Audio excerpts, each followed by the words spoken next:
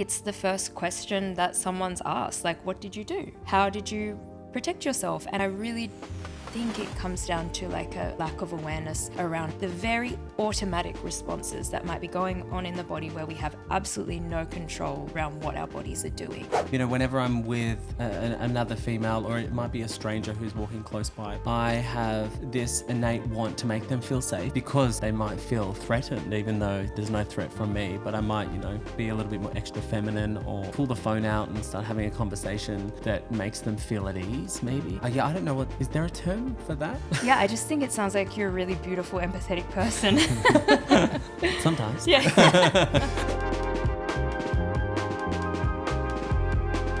When people talk about stress responses, fight or flight usually dominate the conversation. But did you know there are two other crucial responses, freeze and fawn, and they are just as important to understand, especially in cases of abuse or sexual assault. A freeze response can leave someone immobilized, unable to speak or move, even if they desperately want to. Fawn, on the other hand, looks like people-pleasing, agreeing, laughing, or staying friendly with someone to avoid further harm. Neither of these responses means consent, yet they're often misunderstood, which can lead to internalized victim blaming and self-doubt. Today, we're unpacking the realities of freeze and fawn, how they show up in the moment, why they happen, and what we can do to build a more trauma-informed, consent-focused culture. Because when we recognize that survival instincts take over in high-stress situations, we can let go of harmful myths and start making space for real understanding and support. Joining me on the couch to discuss this important conversation is Georgia Grace, a sex educator who is normalizing the conversation around intimacy, sex, and relationships. Hey. Matty Mills, a proud Kamilaroi man who is an advocate, podcaster, and TV journalist passionate about mental health and honest conversations. Hey. And Zahra Al Hilaly, a UN Women Youth Champion who's dedicated her life to advancing gender equality and supporting young people's rights.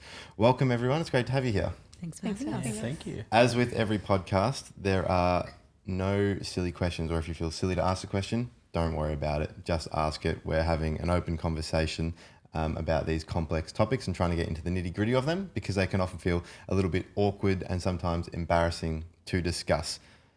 Let's kick it off by talking about, I guess, pop culture's relationship with the word trauma at the moment. We often hear it teach us consent from young people about the phrase trauma dumping. They feel like they're getting trauma dumped on dates, or people often will throw in, oh, that's just my trauma when talking about certain things. How do we think we're defining it generally, like outside of a therapist's clinic or something, in the world when we say we've gotten trauma dumped on? How do you what kind of meaning are we attaching to that? And is it kind of trivializing the real meaning of it? Who wants to kick it off? I think that it's really important, and I think really exciting, for lack of a better word, to see how much we are talking about trauma now. The fact that it is in sort of the zeitgeist, that more people are having conversations about it, because I think for decades we really haven't understood it, and I think that that's because more research is going into it and we're really understanding what's happening in the brain and the body on a neurological level. I was speaking with my friend and peer, Dr. Chris Cheers, recently, and he told me about this thing or phenomenon, which is essentially concept creep. And what that means is when, a word like trauma starts to come into like the zeitgeist or into sort of more pop culture references, it starts to lose its meaning and people kind of just apply it to everything. And I guess what that can do is, for someone who is living with or working with trauma, their experience can be invalidated, because if someone says, oh, everyone has trauma, not everyone has trauma. Trauma is when your brain adapts to something that has happened. Trauma is in you. It's often when we have these, really intense responses that send us outside of our window of tolerance, and we might speak about that later. So not everyone is living with trauma, and I think that that's when it can feel invalidating when someone who is really struggling see someone say, oh, everyone's traumatized, we're all traumatized, it can really minimize, I guess, the challenges that they face with their mental or physical, psychological health on an everyday basis. But then we have this idea of trauma dumping, and I guess what I understand it as sort of in the cultural linguistic zeitgeist is that when someone doesn't check in before they just sort of share really bad news or, unload onto someone. And, that might be applied to someone sharing a traumatic thing that they've experienced or their own experiences with trauma. But it might also just be that they had a really shit day at work and they're sort of unloading on a friend. I think that is an inaccurate use of the term trauma dumping. First of all, I love the word zeitgeist. Yeah, it's pretty fun to say too. I try and weave it in here and there as well. Let's hear it one more time. And what was that? The concept creep, was that the phrase you used? Yes. I think that's exactly what's happening. Like, I mean, how many situations do you find yourself in where someone might go to the footy and their team loses and oh, that was traumatic. Yes. Totally. We're hearing it right now with everything going on in the world. Yeah. There are so many different events ongoing across the world, the climate justice movement, conflict abroad. We seem to be hearing this notion that everyone's experiencing trauma now because of what's ongoing across every part of this world. So it's interesting the way that you frame it, Georgia. Yeah, I think that when I think of the word trauma, I think that it has been this weird label that has been given to my community as a First Nations person based on the stereotypes and how we've been represented in the media. So I think when people find out I'm First Nations or, this is an experience that many First Nations people have shared with me as well, that all of a sudden, because you're First Nations, you have a traumatic story or a traumatic backstory. And I think that there have been so many traumatic things that have happened to my community because of colonisation and how this country has come to be, but it doesn't shape who we are, or we don't have to live in that constantly.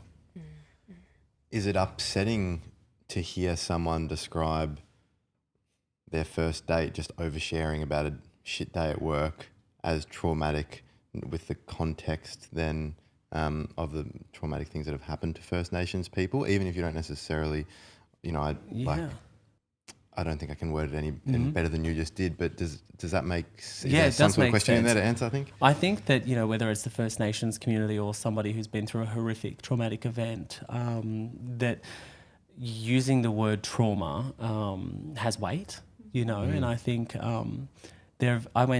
I've come from a very small community in northwest New South Wales where my family are, and then I went to a school, a boarding school in Sydney, where I was the only First Nations person. And at that school, I was with what they labelled themselves as the 1%ers, and a very eye-opening level of privilege. And whenever I was, having conversations or experiences when they would use the word traumatic or similar words, I would always think they have no idea about context. Right. Their privilege blinds them to that. So I think that is something that I've noticed when it comes to trauma. Absolutely. Something else in the zeitgeist is the phrase, "that's really triggered me." So what are we kind of talking about here, getting triggered?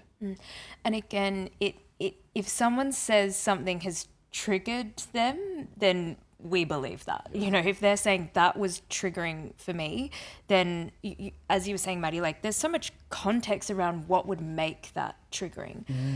So I guess when we're talking about triggers, what we could do is we could refer to Dr. Dan Siegel's window of tolerance. So essentially, if you were to imagine a window and there are some sort of squiggly lines going up and down like this, anything that happens when we're within our window of tolerance, we can process and respond to that information with ease. So every day we will have challenging or hard things happen, whether it's, running late for work or, someone's going through something or we're dealing with a specific stress. But if we feel like we're within our window of tolerance, we're feeling relatively sort of regulated and safe, and we can process that information. But what might happen if someone is living or working with trauma, a trigger might send them outside of their window of tolerance, and they may feel sort of a little bit more out of their body.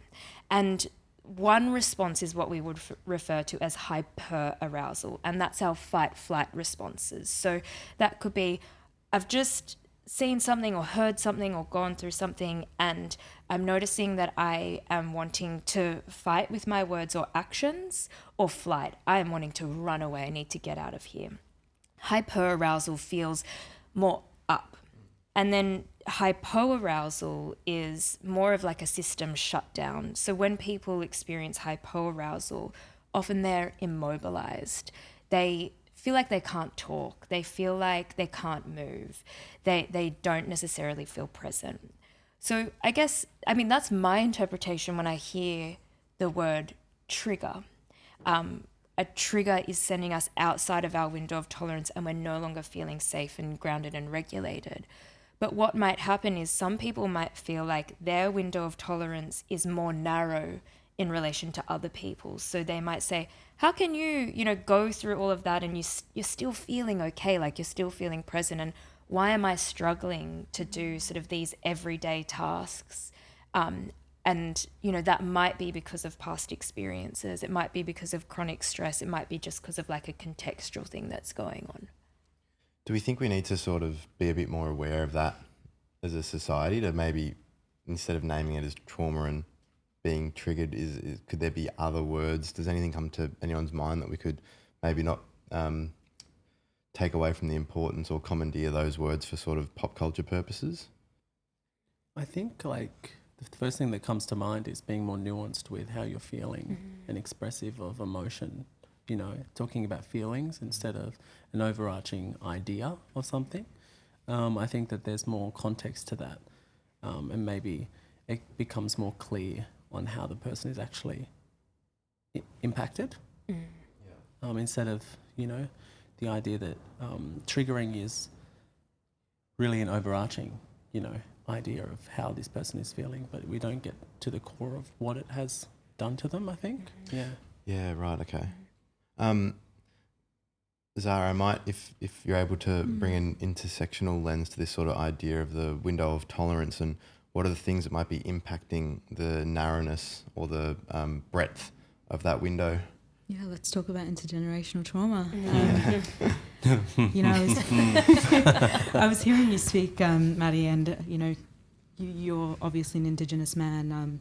I come from a conflicts background. My mum's Palestinian, my dad's Iraqi, and of course, both my parents fled conflicts. They had their families massacred in front of them. Ongoing massacres still occurring back in Palestine in our home, and I think there are also different layers of their experiences that arise during conflict as well. I think when we think of conflict, we think of life loss, but we also fail to remind ourselves that conflict reinforces domestic and family violence. It exacerbates sexual violence as well. We have the statistics online that folks can read up on. But look, when I think of the window of tolerance, it really reminds me of how, particularly for communities like mine, when they're not provided healing mechanisms and approaches to really understand their emotions and to really understand their responses as well,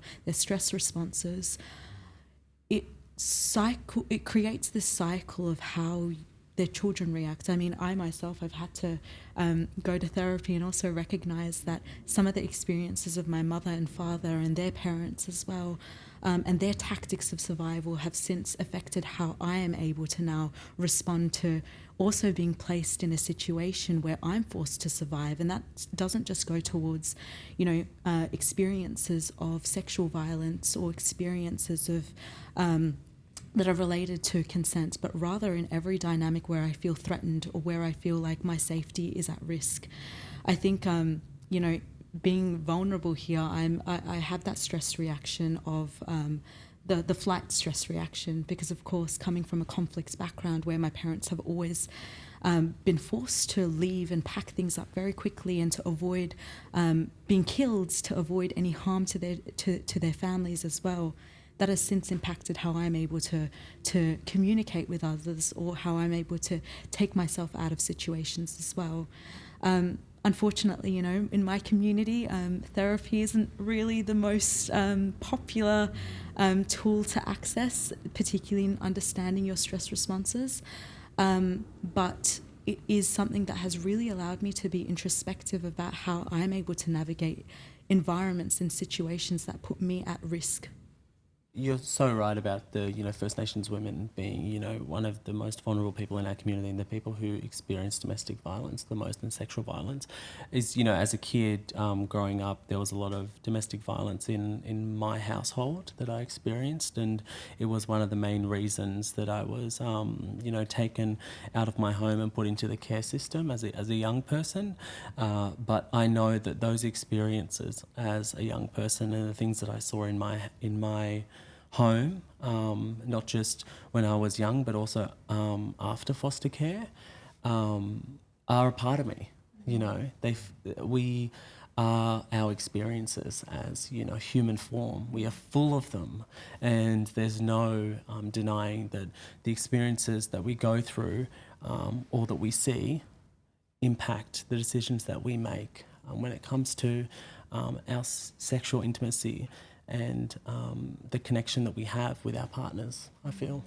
Yeah, I think on that, like, there's often this anecdote that the way that we show up in relationships is sort of 95% of things that have happened in the past and in the relationships we've had, and 5% of what's going on now. So if we're responding to a stimulus with our current sexual partners or intimate partners, often that is informed by all of the information that we've gathered around, what safety is, or how someone's going to respond when we ask for something, or how someone's going to respond when we say no to them, because we are, somatic beings and every single thing that we've ever experienced will inform the decisions we make and the safety we think we can anticipate we'll feel when we tell someone we need something, or we tell someone that we need them to stop doing something. Well, that's just, again, Zahra, that's such a great insight. And I feel like as something, I don't know exactly how you put it before, Matty, about maybe the privilege blinded the people you went to school with, but I feel too often blissfully ignorant to things like that. So thanks for sharing that, Zahra. We've kind of already touched on stress responses a little bit at the start of this, so we might dive into that now, and I'll start by asking you, Georgia, why do you think fight or flight dominate the conversation? I think they look like the perfect victim. If you are considered to have, been in a traumatizing event, often people will ask, well, what did you do to get away? Did you fight your way out of it? Did you run away? And I think that maybe it's also because of the lack of research that has gone into other responses, which is sort of emerging, and it's been emerging over the past few decades to really understand the freeze and fawn response. But it's the first question that someone's asked, what did you do? How did you protect yourself? And I really think it comes down to a lack of awareness around what might be going on, not only in the brain, the very automatic responses that might be going on in the body where we have absolutely no control sometimes around what our bodies are doing, but then also the power dynamics that we need to look at, and the things that may get in the way between people feeling like they have any options. That could be that a person is bigger than them, that they are holding a weapon, that they are threatening them, that there are nuances in, social, cultural conditions or ideas that are getting in the way of them feeling like they can even speak out against that person. And if they do speak out, then will they be putting themselves in more danger? And is it just sort of easy to get through this? So yeah, it's a lack of awareness, lack of education, and it's really exciting to see the amount of research that's going into it, but I guess it is relatively new. Matty, do you think there's anything that predisposes us to certain stress responses, whether it's gender expectations or your upbringing or socialization, witnessing how your parents respond to things? Absolutely. I think it's massively influences who we are. We're products of our environment, whether that's external or internal when it comes to our DNA. I think that both of these things I've experienced firsthand. I've had to make 1,000,001 decisions in my life to get away from some, things that have been ingrained in me. The things I saw, the things that were okay in the world that I grew up in. You have to unlearn some behaviours. You have to, teach yourself a better way sometimes. And it's about, shedding those things that have been put on us from a young age. I think it even comes back to the whole idea of misogyny and that thought of being a more, powerful person because you're a male.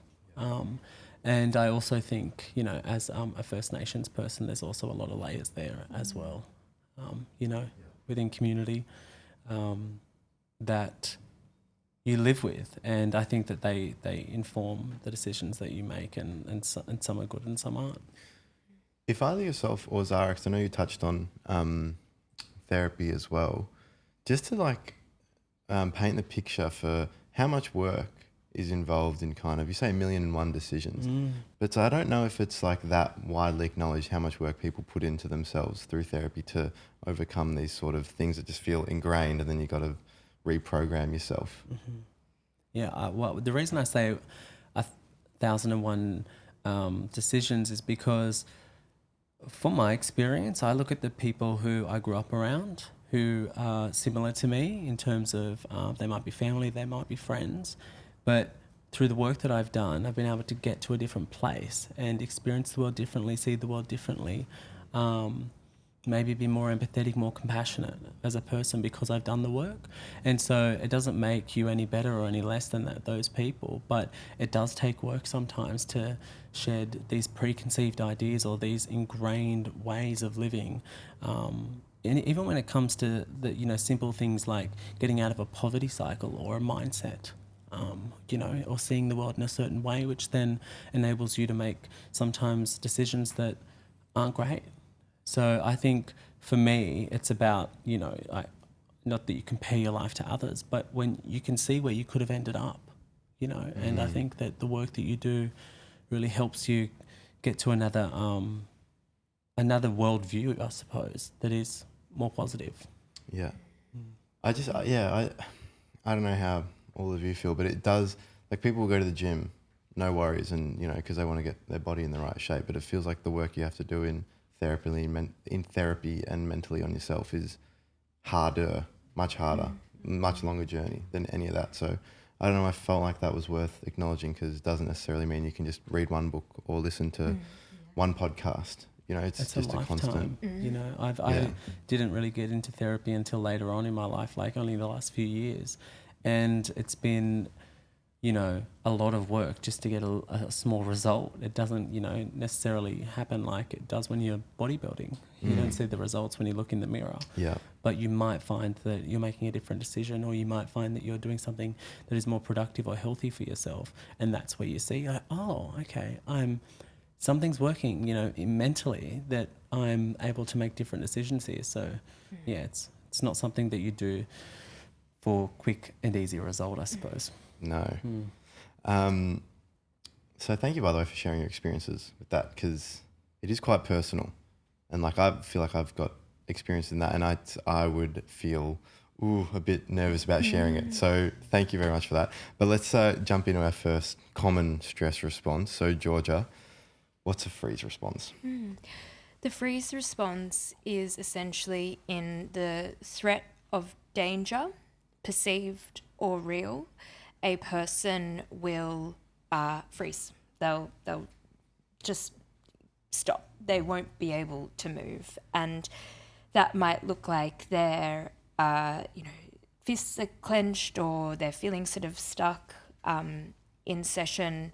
Someone might also say that to me. They might be like, I feel stuck. So that's why I said perceived or real, because when they're in session with me, it's not like the threat is in the room, but they are still having that, or they could still have that freeze response. So it's essentially that they feel immobilized. Yeah. So how then, if you're experiencing a freeze response from your partner, might someone mistake that for consent?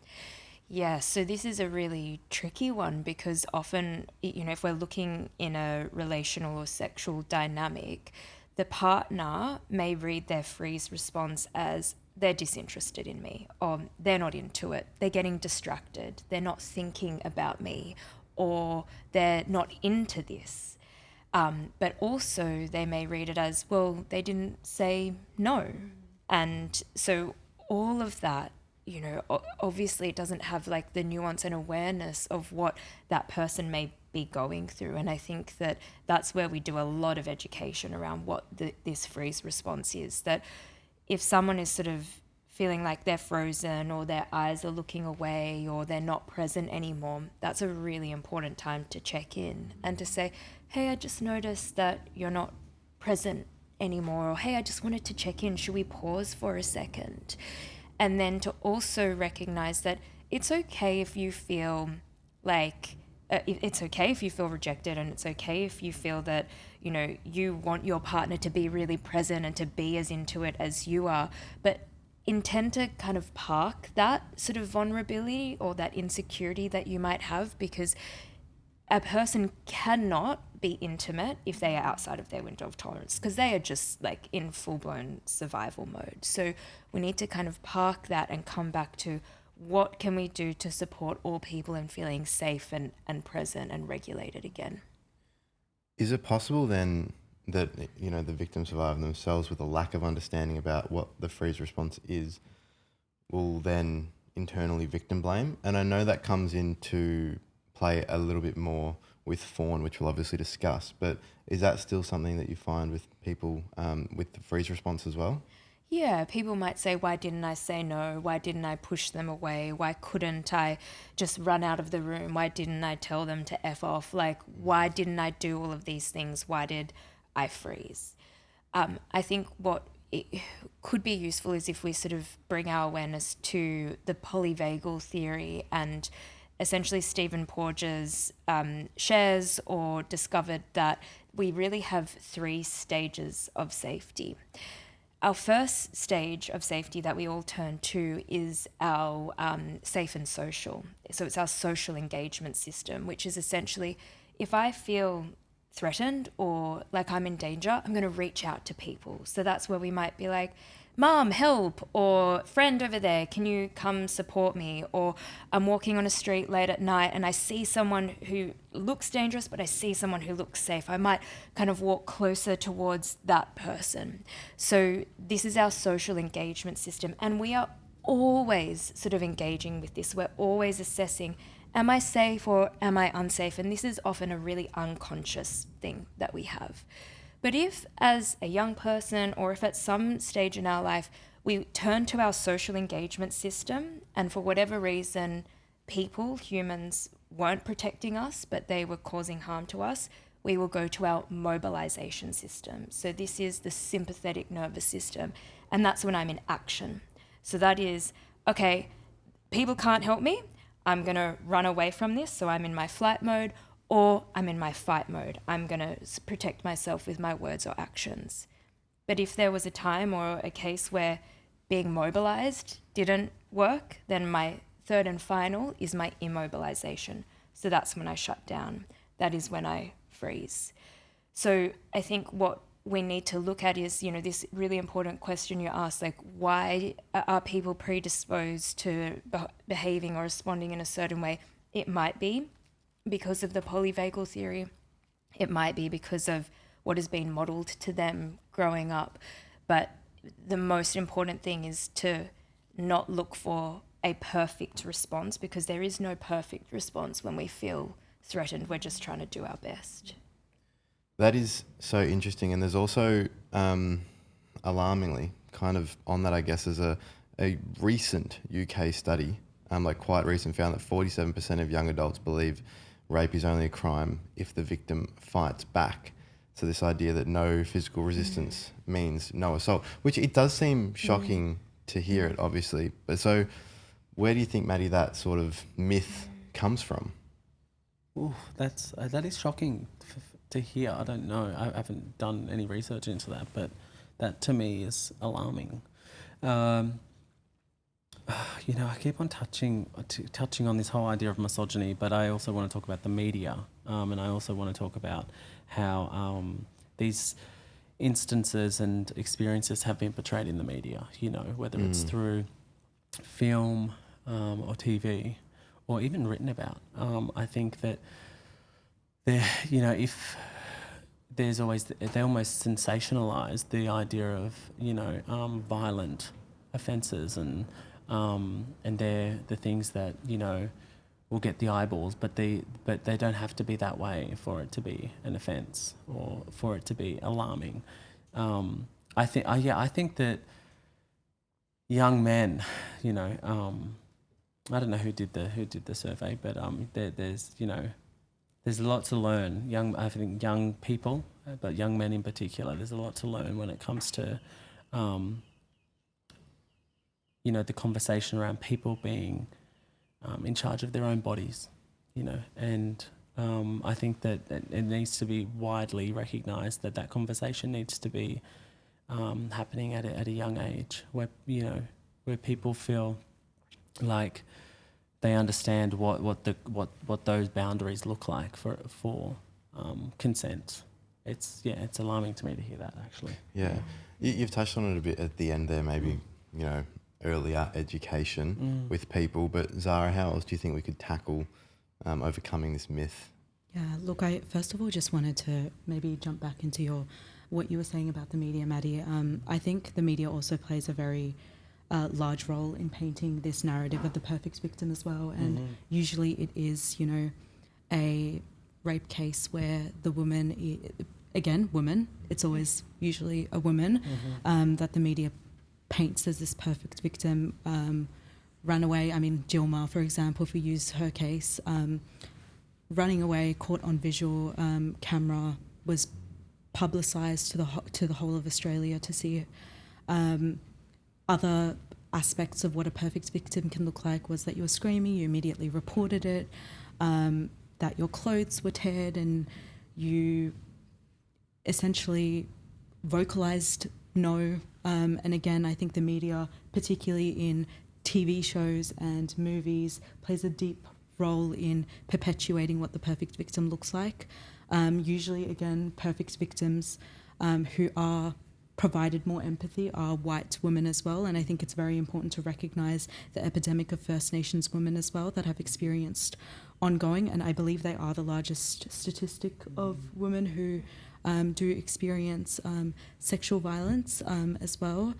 Yeah, look, I think going back to how we address this, first and foremost, we really do need to decolonise this notion of a perfect victim. And usually, I would say, particularly bringing in my own personal perspective, people in my community aren't going to go share their story to the media. They're not going to go to traditional, they're not going to seek traditional justice, like reporting it to the police or having a rape kit done in a hospital. Of course, that's going to create so much of place a target on them. But I do think ultimately it really is a community approach. And I think we really do need to recognise which grassroots organisations are being funded as well. This goes to the wider issue of which services are currently available for victims of sexual violence or victims of rape to access support. And I know in particular for communities like my own, like refugee and immigrant communities, religious communities, settlement services and settlement providers are usually a great place to start in having that pre-existing trust amongst, for example, an interpreter and a refugee or an immigrant. We also need to look at what support is currently being made available to communities. And I think it really goes back to these grassroots communities that know individuals within their own respective intersectional groups and intersectional communities well, and have that grounding of trust that is already established. Yeah. Wow, well said. Yeah, absolutely. The access to sort of share your experience or report something is... I was listening to a podcast about domestic violence, and when they talk about all the scenarios where, why someone didn't report, because, if it's a lottery going to the police, because if you're not the perfect victim and you don't necessarily have physical evidence of abuse is just like, it's so, there are so many obstacles. But we also It's know so sad. that there is entrenched racism Yeah. within justice systems as well, within hospitals as well, particularly if we're looking at it from a regional and rural perspective. Yeah. The media, definitely warps our understanding of how victim survivors might respond to stress or trauma. And sort of one of the less common stress responses is fawning. And when I first read about that, I guess in non-traditional media, like Chanel's book, for instance, that was blew my mind. I was like, oh my gosh, this is, had never heard about this, and it's so valid. Like, it all makes so much sense. But I think you, Georgia, perhaps you're best placed to explain to us what fawning is. I think a lot of people have that similar response. It can feel quite mind-blowing when you hear about fawning for the first time. So fawning, again, is a stress response, just like fight, flight, and freeze is. But essentially, fawning is, I feel unsafe and I'm going to do whatever I can to feel safe again. And that might mean appeasing my aggressor. So being nice to the person, and that might be laughing along with a joke, or it might be smiling, it might be maintaining eye contact, it might be having a conversation, it might also mean checking in with them after they have caused harm to you and trying to sort of be nice, essentially to protect yourself. And I think certain people are socialized more to go into a fawning response, or fawning may have worked for them in the past. They've had to fawn their way out of a dangerous situation, so they recognize, they learn that, and they think, okay, that's just what I've got to do to get through.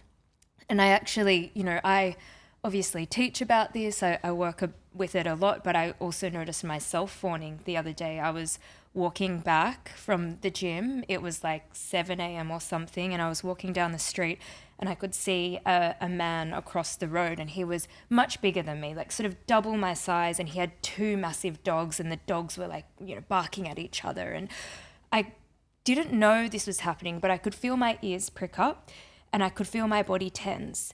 And I was really scared at the speed at which he was walking towards me. And I turned to him and I smiled and I said, "Good morning, hi, have a good day," even though I was really, really scared. And then I kept walking, and I could sort of feel the adrenaline in my body. And it wasn't until a few minutes after that I realized, wow, I was unconscious of the fact that I was scared, but I turned to fawning to sort of almost as like a plea to be like, I'm a human, treat me well, let's get through this. And I think that's like the perfect sort of non-sexual example of when, that can happen. Yeah. Yeah, I also feel like they've had sort of experiences like that in everyday, like non-sexual context. Because I think that is quite relatable. Yeah, I think it is relatable. I think it's a bit different, but I find I don't know if it's called code switching. It might be code switching, but I don't know if it comes under the same idea of fawning. But, whenever I'm with another female, or it might be a stranger who's walking close by, it might be similar to your circumstance, I have this innate want to make them feel safe because I understand maybe what's happening for them, and because I know that they might feel threatened, even though there's no threat from me, but I might be a little bit more extra feminine, or pull the phone out and start having a conversation that makes them feel at ease, maybe. And I don't know, is there a term for that? I wonder, there probably is a term for it. I guess it's got me thinking about our social engagement systems, which are the ways in which we either verbally or non-verbally are constantly communicating with others that, we are safe or they are safe with us. And I think as a queer man, you yourself would be really aware of what it feels like to be in spaces and to feel unsafe and to feel like the threat that others may pose to you.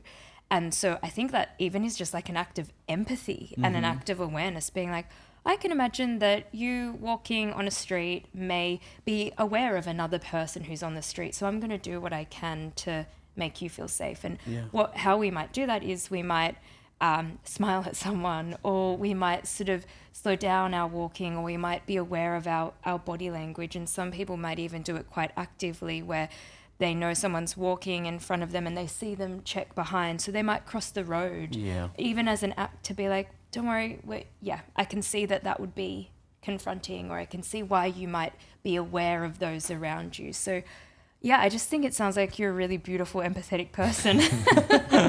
Sometimes. Yeah. Tell us about the other time. No, thanks. No. Fawning's only sort of recently being understood as more research is coming out. So I'm sort of curious, how common is it? And do you see it coming up in sessions a lot more nowadays? Yeah, I think it's really common. I don't know the stats on it exactly. And I think that, again, it sort of may depend on the way that people are, socialized, their past experiences that they have. Some people also may turn to different stress responses based on different contexts as well. But it is really common, and I think that it feels quite validating when we can have these conversations, because I'm sure a lot of people listening will recognize that they have done that themselves, and they maybe have fawned in a situation, and that doesn't mean that they invited the harm. It doesn't mean that they, did anything to cause that to happen to them. It just means that they were trying to get through it. Would you be able, Zahra, again, to bring sort of an intersectional lens to what fawning might look like here? Sure, absolutely. Look, I was thinking of some examples that can differentiate why and how certain responses can influence a fawn. What is it, fawner? Yeah. What is it or called? A fawning response. Fawning. Yeah. How certain certain cultural and societal and even religious factors can influence a fawning response. And I guess perhaps I'll give an example of what it can look like in practice. Take, for example, a 20-year-old Middle Eastern Arab man, and I want to specifically emphasize on a man in this position because I think we've been framing a lot of the conversation, particularly from a woman's perspective. This young man, he attends a family event where his community gathers together, and he greets an elder in his community that's a family friend. Now, this family friend unwantingly touches him in places, and he decides to laugh it off. He's then offered a drink, and he accepts the drink, and he continues to laugh it off. Internally, he's feeling some discomfort. He knows that this is wrong. He knows he doesn't appreciate this, but he is still laughing, joking around, carrying on as though nothing is wrong. Now, applying a cultural and religious lens to this experience, I think there are numerous reasons why he may have reacted this way. The first being that in cultures like mine, you are taught to respect your elders. So there is that power dynamic of make sure that you do respect someone who has higher power than you in a community. The next is masculinity and the role that masculinity plays. And I think this is something that perhaps isn't really discussed in fawning stress response as well, particularly because when males experience sexual assault, their masculinity is being challenged. And of course, particularly when you come from a culture that places a large emphasis on the role of being a man, this can feel quite complex for your brain to understand. And it can feel quite complex for you to really grapple with internally, knowing that your masculinity has been challenged, especially if you're not traditionally having these conversations within your own spheres and circles. And then I think another dynamic that comes at play here as well is the role of family dynamics. If I speak out, is this going to place shame on my family? Is this going to create some sort of a difficult situation for my family, especially given we're publicly around other community members as well? So I think understanding how cultural values and religious values can play in situations like these is so integral, because again, I think we usually do shift and focus on how women react, or how, just as Georgia had provided her example, I think I've also been in situations like that so many times I couldn't be able to count. But I also recognise that there is still missing perspectives of young men who increasingly are told not to speak up because of these values that limit their ability to really understand that they also were subject to sexual assault and sexual violence. Yeah, 100%. I think we hear sort of a lot about how, young people might sort of say that fawning can be confusing because, if they genuinely look like they're having a good time, because that's what the stress response is sort of making them do, are there ways or signs that we can pick up that they are fawning rather than having a good time and having, a consenting experience? Well, let's look at the context in which we're setting up for a sexual experience. We all need to be aware of power dynamics and like the power at play. Are there different power dynamics between two or more people which may put someone else in a position where they feel like they don't have a voice or they can't speak up? Have they tried to say that they're not that into it, and they might be saying things like, oh, I'm a bit tired, or I want to go back to my friends, or I'm not sure. Anytime we hear any language like that, sure, it's not what the sex education that I grew up with, which was like, no means no. That's all of the sex education I got. But now we are looking at the ways in which we're asking, did you seek an active yes? And so fawning might be looking like sort of laughing or trying to get you on their side, or trying to say things like, can we maybe slow down, or I don't know if I want to do this.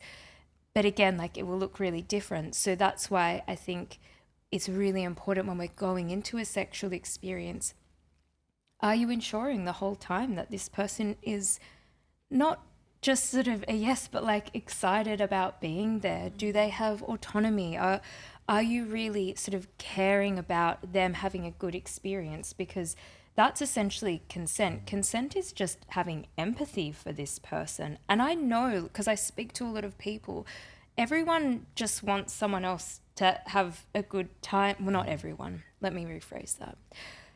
A lot of people really care about the other person when they're having sex. And I think if we can keep that front of mind and keep empathy as the driver of all of our sort of decisions or communications, and as a moment to check in with people, it's that's a really important approach. But I also get really frustrated with this sort of counter argument that we get from people, which is, well, if they're fawning, how am I supposed to know? And it's sort of, again, putting the responsibility on the victim survivor and saying, well, how was I supposed to know if you were fawning? We really need to critically analyze this language and be aware of and take responsibility for the ways in which we're allowing all people to feel like they have a voice during sex. And feel free anyone else to jump in here, but there are some phrases or ways that we can check in with a partner. Because does that give them the permission to feel like, all right, I can stop fawning? I don't know if this is making it oversimplifying it, but go, I can stop fawning and I can vocalize it. I would like to stop or slow down. So is it just little things like, are you enjoying this? Do you want to continue? Does this feel good?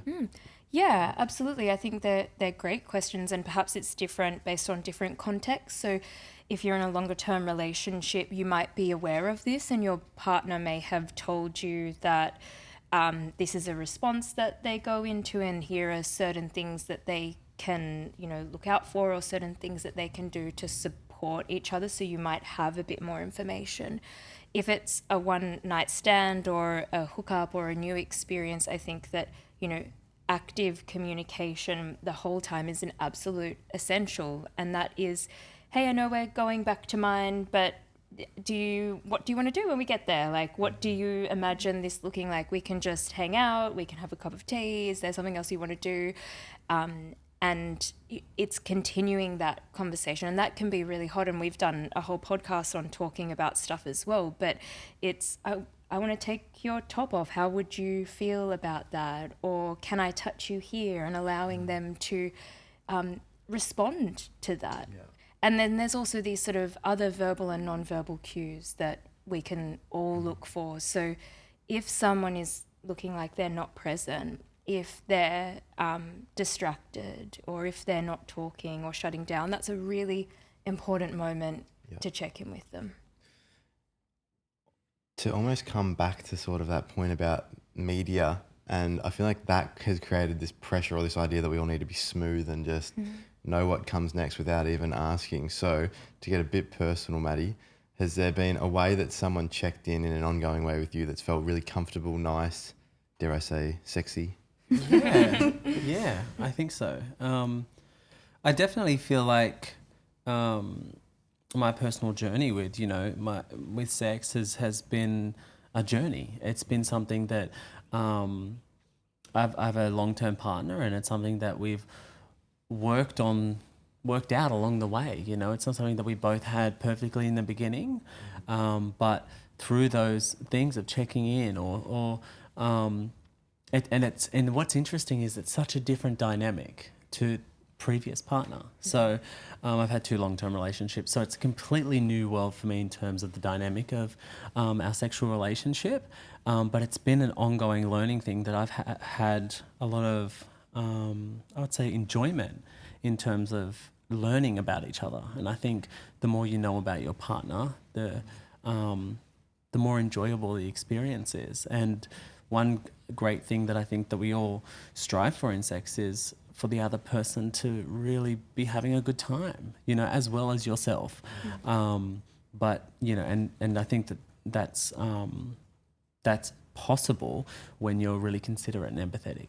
Absolutely, I couldn't agree more on the empathy piece. Do you think, Matty, as well, there's anything else listeners should consider from a cultural point of view about stress responses? Well, I can talk to it from my own experience as a First Nations person.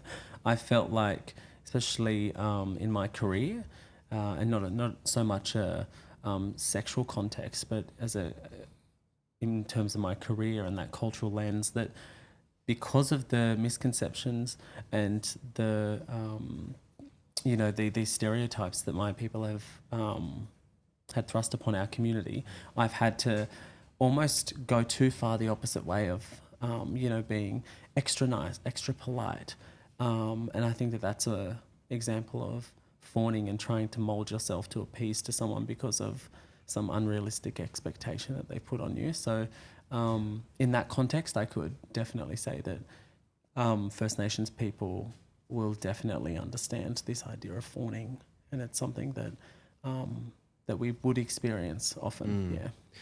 Is that as well because if you take one step in the opposite direction, i.e. maybe setting up a boundary with someone or being slightly confrontational, you've experienced reactions sort of akin to if someone like me who's not First Nations has taken 10 steps in that direction, if that makes sense. Unfortunately, when you're a person from a marginalised community or a oppressed community, your experience in the world is different, and the expectation of you is different. You have to be twice as good to get to get half as much. So and that's been my experience. Can I quickly add as well? I think in my own experiences of fawning, particularly as a visibly Muslim woman,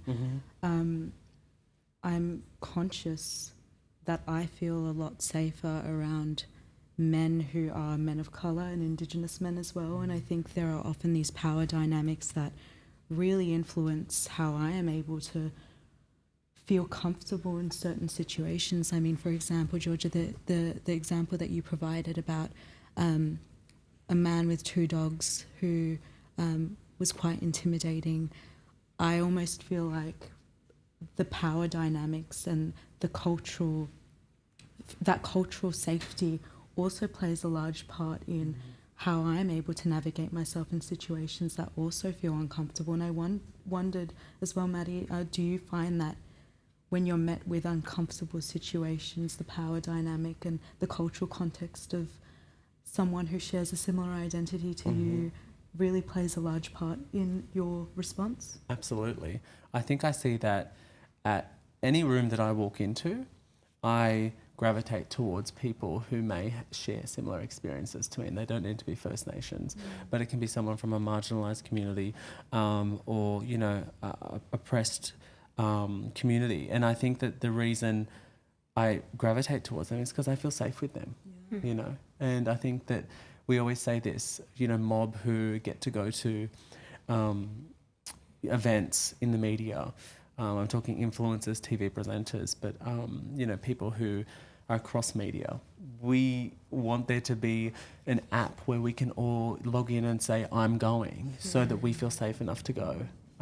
because there's been so many experiences where you're the only one in the room, and it's such an alienating experience. And in those contexts, you're definitely fawning. You know, you're really trying to appease the people. And I've had that experience so often walking into meetings to try and get the next gig, and the person I face has no idea about my community, or, you know, doesn't represent any part of who I am, but is almost the opposite to who I am, you know. So I think I've experienced it a lot, but there's this constant connection to other people who experience it as well.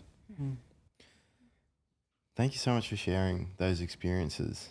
I know it's only a sort of a side effect, and I don't want it to necessarily be the focus at all, and it's by no means sort of anyone else's responsibility to like check my own privilege but my own. But hearing these stories has really made me conscious and aware of that. And so yeah, I'm really grateful that I got to sit here and hear those. And once again, all your contributions have just been amazing and really informative and educational. So thank you so much. And thank you, Georgia, and thank you, Zahra. Thank you, Matty. Thank you. Thank you.